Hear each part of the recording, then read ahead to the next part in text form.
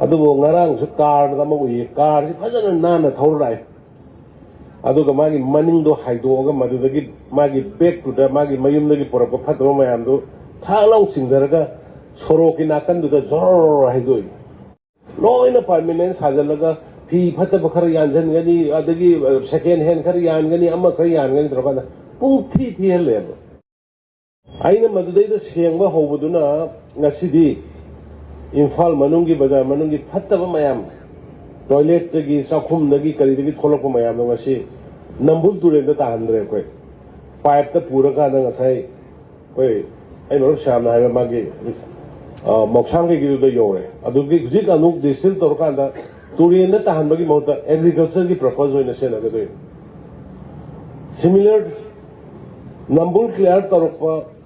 Imphal manunga ama khatang hai ba turen ne ba se mi gi dana kayam kayam phajana thameba koi sidana na mada samjagi bane hujiki mayam gi mateng dagi amora kai su panang nang thadre adugo ngarang su car da ma ui car si phajana nana thaurai aduga magi maning do haidoga madudagi magi back to da magi mayum dagi porapka Fattaba mayam do thalau singdaraga soroki nakan do da zor haidoi adu aingo da Facebook ka hairege pabung asi phabiyo aduga file lobiyo na Facebook ni means me na bhat ta gadi upai de lekonte adun ekoi bhat ta batai ngai angang sing na sidai da mogi painting da hai ba kanda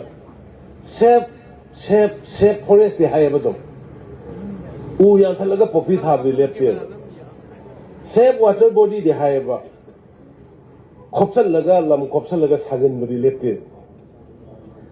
chinna na ma Haiyeba thabak na am to soi goi roi adani marum ta marum binoi na to kuda ka tawais nan sidai da Rangthawal gi sigi Biren Singh Maharaj gi lakho ka da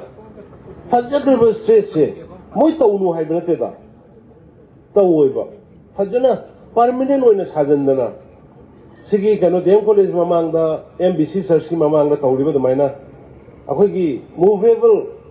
store tawrakanda chana ba yongera phi yongera adagi sanga yongera anything moi gi tawning business to buya ba ada sok phajaka ba highway gi senkol ai se da loina permanent sajalaga phi Fattaba khara Yanjangani adagi second hand khara Yanjangani ama khara Yanjangani drabana pung thi thihanle adane sounding me horen video ne to dekre sigi mamang gi hujik senkol libase asisi sigi lisang heden seven number gi ahan ba pandam hogi bani karor tarani thoiga mamang da khoi kyangwa gi side rom da somda senkol libase project si lisang heden eastern side phase 1 matang lakani masigi total project cost silpa karor tarani thoiga lakh madphu ga ma thoine